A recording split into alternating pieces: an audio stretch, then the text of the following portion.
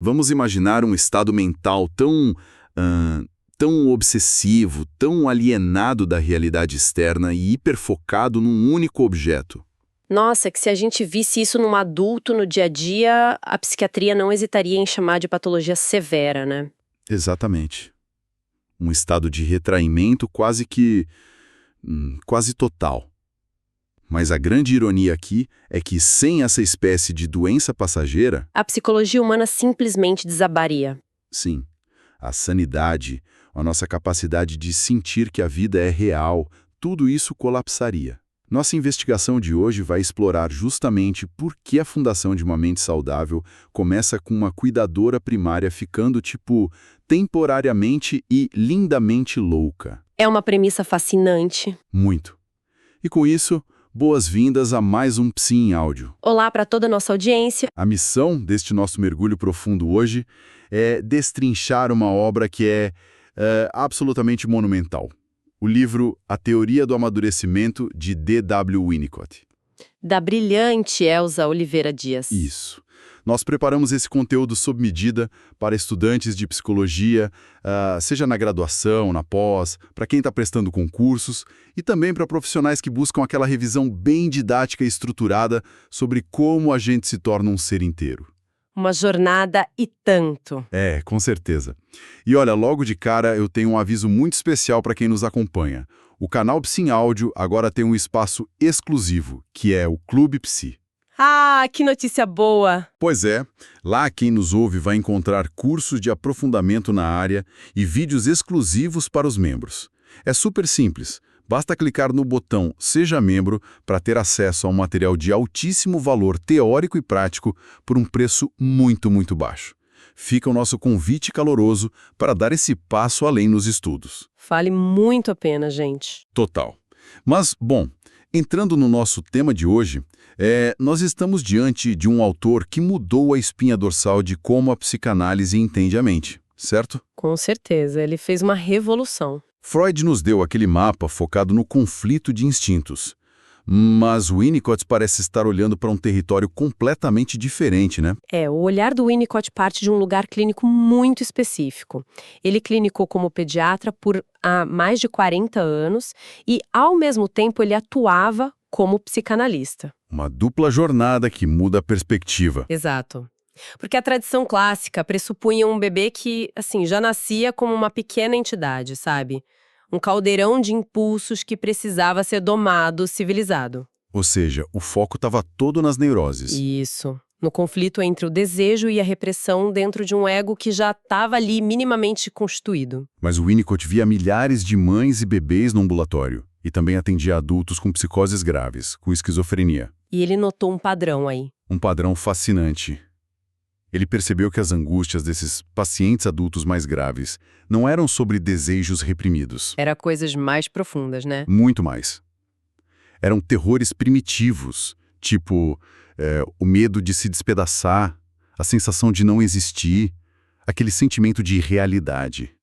E ele sacou que essas eram exatamente as mesmas angústias que um bebê recém-nascido enfrenta se o ambiente falhar com ele. Então ele puxou o freio de mão e voltou no tempo. Literalmente, o foco precisava sair do conflito pulsional lá da frente para entender a constituição inicial do si mesmo, do self. E tem uma premissa fundamental no texto da Elza Oliveira Dias, que altera tudo isso, que é a ideia de que o amadurecimento não é conduzido pelo desenvolvimento da libido.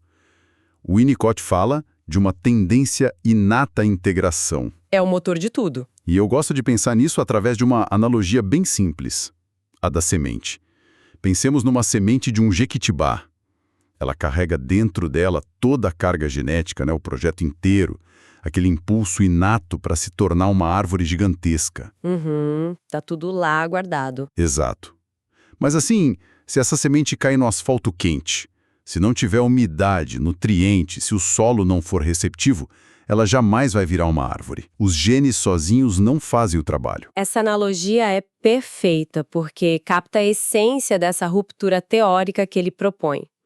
A psicanálise clássica e até mesmo a escola kleiniana trabalhava com essa ideia de um ego primitivo operando desde o dia zero lidando com pulsão de vida e morte. E o Winnicott achava isso irreal para um recém-nascido. Ele propõe um cenário radicalmente mais vulnerável. No início absoluto, simplesmente não existe um bebê. É forte ouvir isso. Não existe um bebê. A frase clássica dele é que se olharmos para um recém-nascido, a gente vai encontrar sempre uma unidade, bebê e cuidador. É um conjunto de fragmentos sensoriais, motores, tudo espalhado, não integrado. Não tem um eu ali ainda. A vulnerabilidade, assim, é excruciante, uma solidão essencial. Então, para essa semente não morrer, para a tendência à integração não ser esmagada pelo terror de cair no vazio, o ambiente não é um ajudante. O ambiente é literalmente a condição de existência. Uau! E, bom, se o ambiente é a condição de existência, a gente entra na figura desse cuidador primário que a teoria acabou popularizando como a mãe suficientemente boa. A famosa mãe suficientemente boa. É aqui que a gente volta para aquele estado mental que eu mencionei no comecinho do áudio. A preocupação materna primária. Porque quando a gente lê as descrições lá no texto, soa quase assustador. Soa patológico, né? Sim, é um retraimento do mundo externo, uma hipersensibilidade, onde a mulher parece, perder a própria subjetividade para se fundir completamente com as necessidades do recém-nascido. Como é que isso funciona na prática e por que a natureza cobra um pedágio psíquico tão alto assim? É que o Winnicott define isso literalmente como uma doença normal. Pensa bem, uma mulher que não está no final da gestação ou ali no puerpério jamais conseguiria tolerar esse nível de identificação. Ela sentiria que está enlouquecendo. Dá de um curto-circuito. Total! A natureza impõe essa alteração porque a empatia intelectual não serve para um recém-nascido. Uma mãe que cuida do filho só porque leu no livro que o bebê precisa comer a cada 3 horas, ela vai falhar em algo vital. Ela tem que sentir, né? Ela precisa sentir a necessidade da criança no próprio corpo. E o livro da Elsa esquematiza brilhantemente como esse estado hiperempático permite que a mãe forneça 3 cuidados ambientais básicos. Que vão responder às 3 grandes tarefas iniciais do ser humano. Vamos detalhar isso, porque traduz a teoria em imagens muito palpáveis para quem nos ouve. Vamos lá. A primeira grande tarefa do bebê é a integração no tempo e no espaço. E a mãe oferece o que a teoria chama de holding, que é o sustentar. Mas, lendo a obra, fica muito claro que não é só o jeito de segurar o bebê fisicamente no colo, certo? O colo físico é só metáfora que a gente consegue ver. O holding é a sustentação do ambiente inteiro. É proteger o recém-nascido de invasões imprevisíveis, os chamados impingements. Impingements. Dá um exemplo prático disso.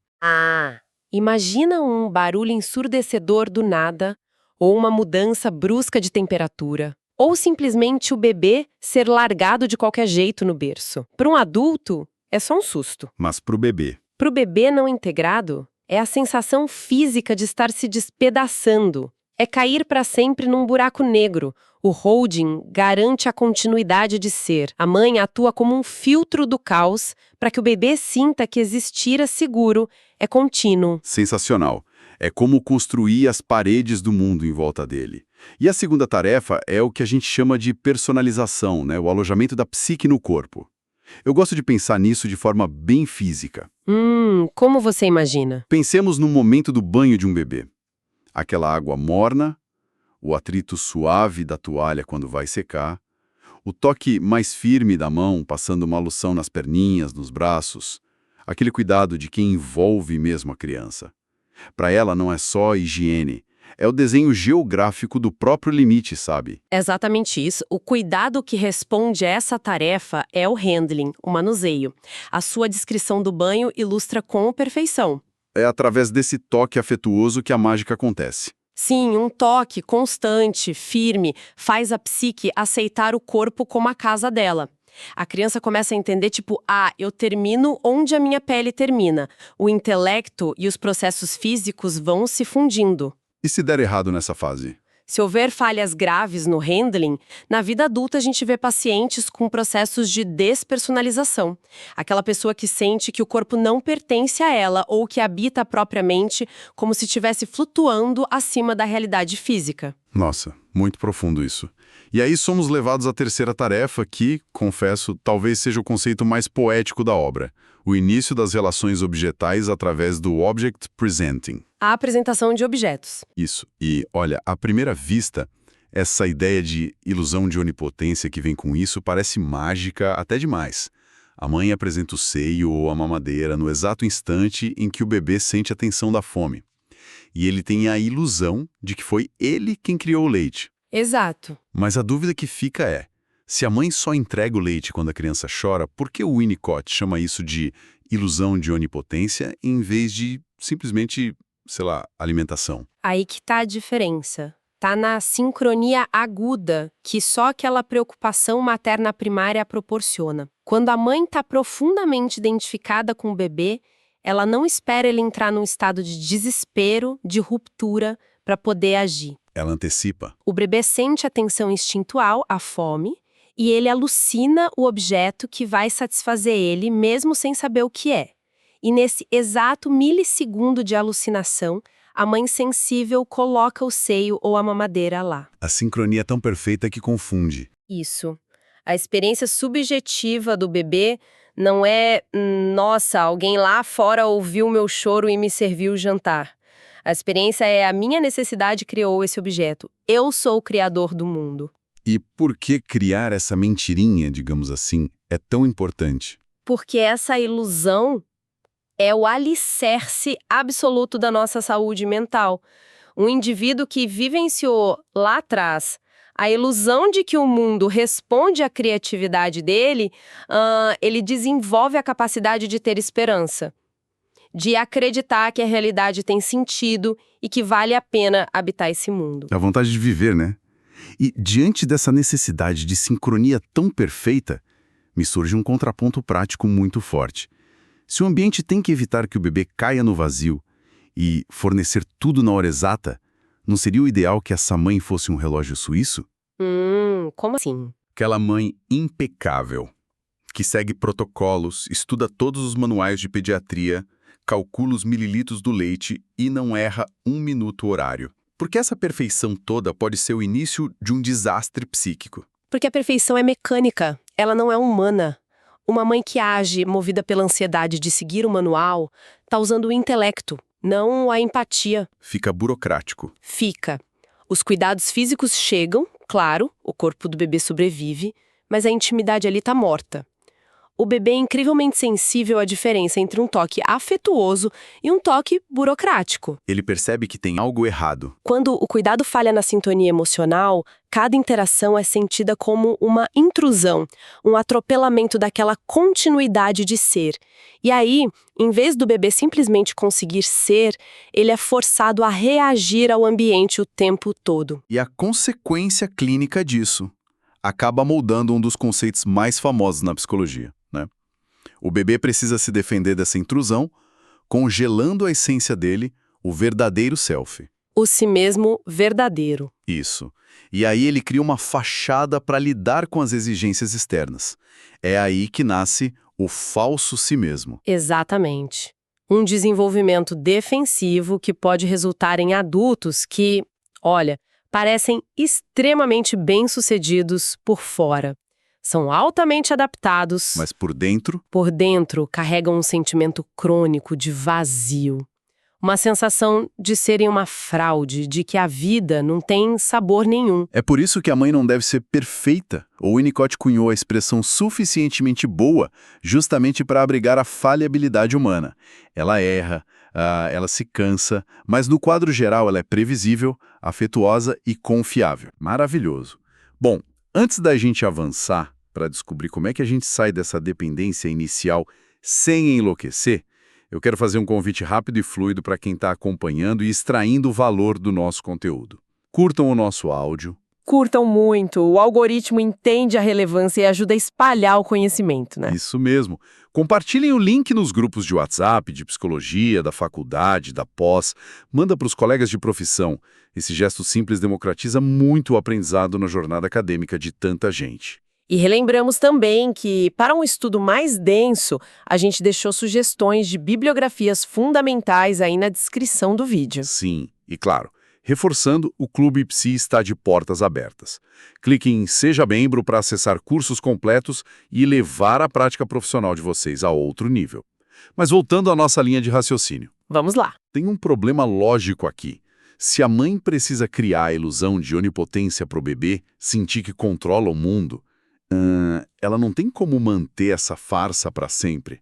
A criança não vai chegar à vida adulta achando que materializa um prato de comida com o pensamento. Seria um delírio, né? Exato.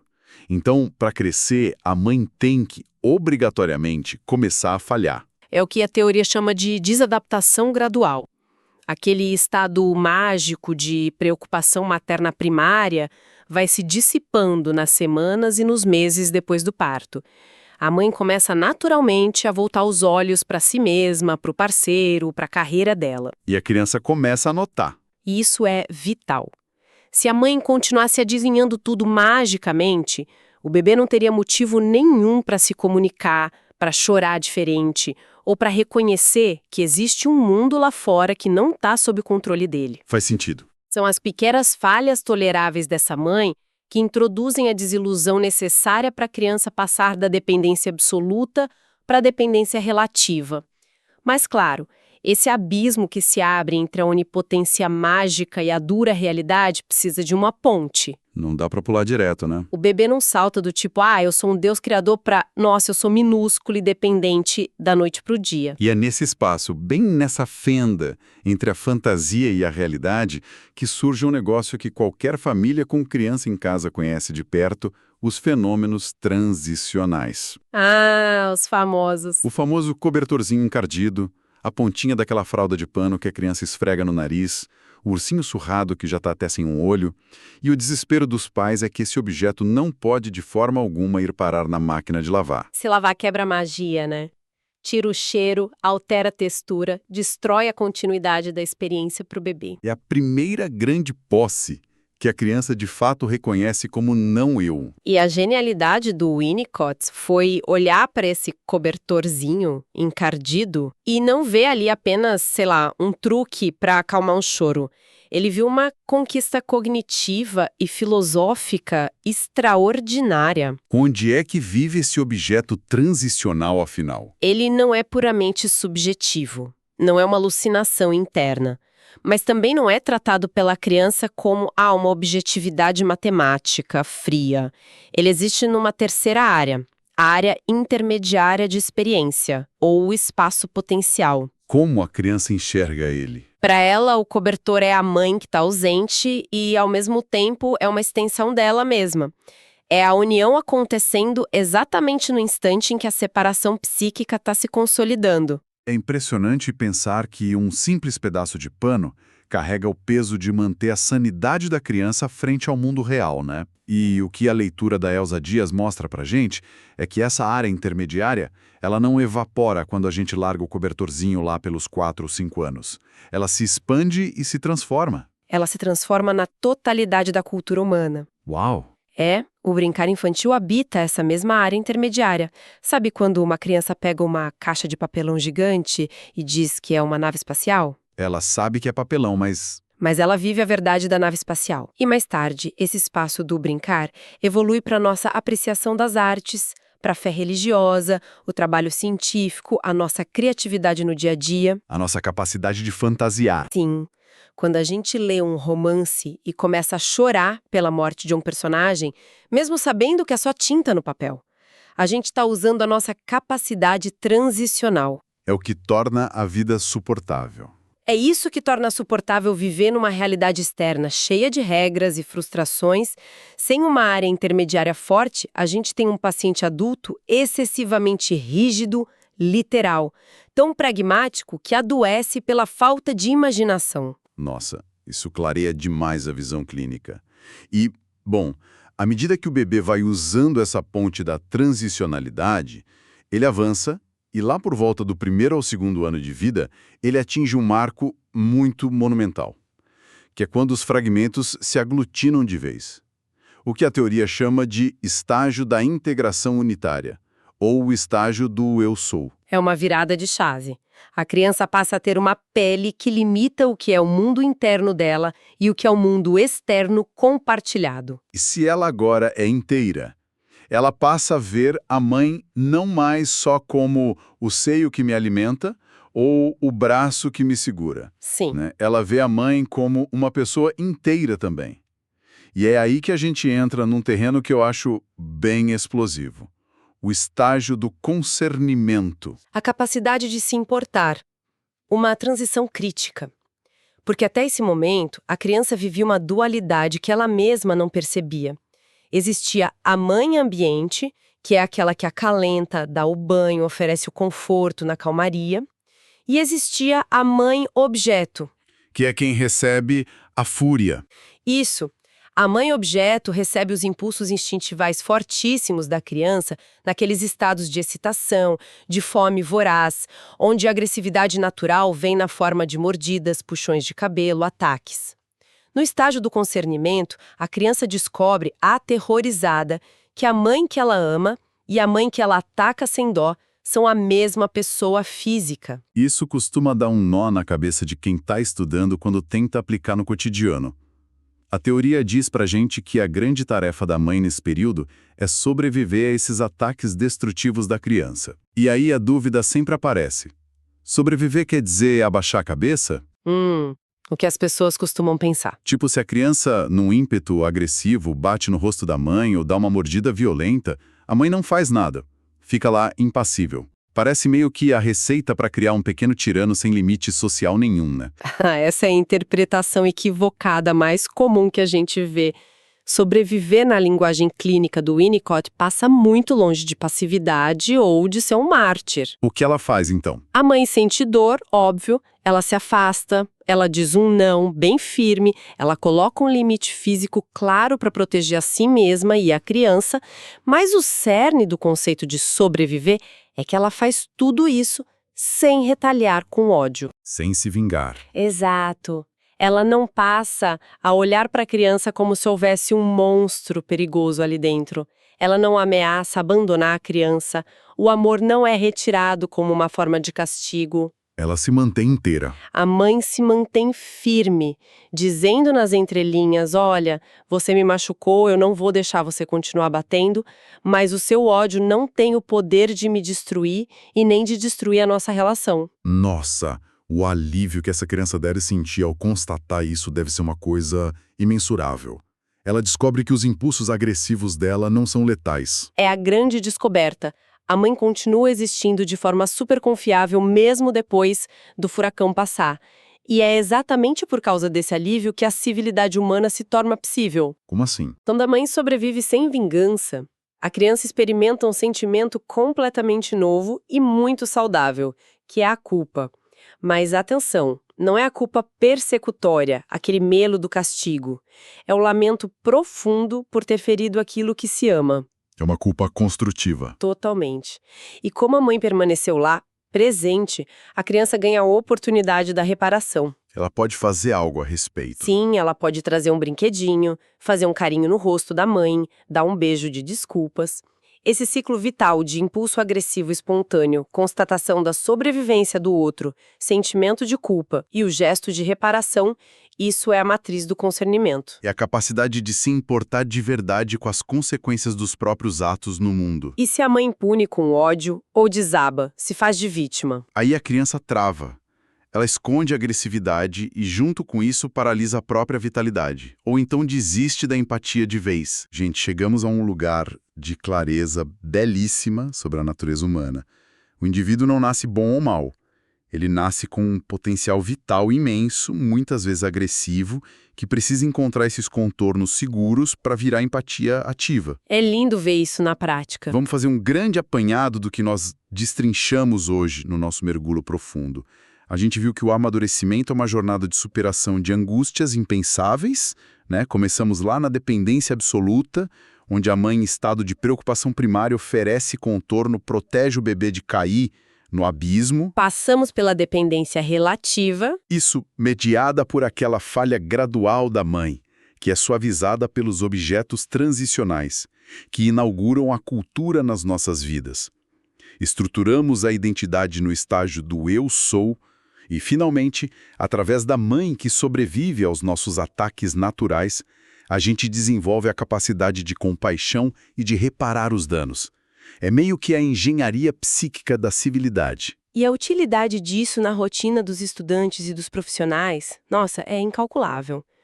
Quando entra um paciente no consultório exibindo um isolamento severo, incapacidade de simbolizar ou falta de empatia, esse modelo de integração permite mapear exatamente onde a continuidade de ser dele foi interrompida. E isso orienta todo o manejo terapêutico. Sem dúvida. É um conhecimento estruturante muito indispensável. Se quem acompanhou esse nosso raciocínio deseja dominar ainda mais essas chaves teóricas, o caminho é continuar seguindo o canal Psi em Áudio. O nosso compromisso aqui é sempre transformar leituras complexas em sabedoria aplicada. Cliquem em curtir, compartilhem com os colegas, ajuda muito. E não deixem de se tornar membros do Clube Psi para acessar todo o conteúdo avançado. Para fechar, nós temos o costume de deixar uma reflexão que expanda os horizontes do que foi debatido. Nós exploramos a vida desde antes da primeira respiração até a independência adulta. Mas qual é o fim dessa linha? O que coroa o fim dessa teoria do amadurecimento? É algo bem poético, na verdade. Numa reflexão filosófica profunda que o Winnicott faz e que está bem descrita na obra da Elsa Dias, ele diz que a conquista final, a conquista máxima da saúde emocional, acontece lá na velhice. E é a capacidade de aceitar a morte natural. Uau! A aceitação da morte como parte do desenvolvimento. Exato. E ele entende essa aceitação não como uma grande tragédia, mas sim como um retorno pacífico àquele estado de solidão essencial de não estar vivo que a gente experimentava lá atrás, antes do nosso nascimento. Nossa, o círculo se fechando perfeitamente. Sim, após uma vida inteira de luta para integrar o eu, para amar, para destruir, brincar e reparar, o amadurecimento humano se revela como um movimento circular perfeito e muito sereno. Nós voltamos, só que agora inteiros, para o lugar de onde viemos. Um retorno ao repouso absoluto após toda essa travessia de se tornar humano. Profundamente reflexivo. Agradecemos a presença de cada um em mais este áudio fundamental e até a próxima investigação. Até a próxima.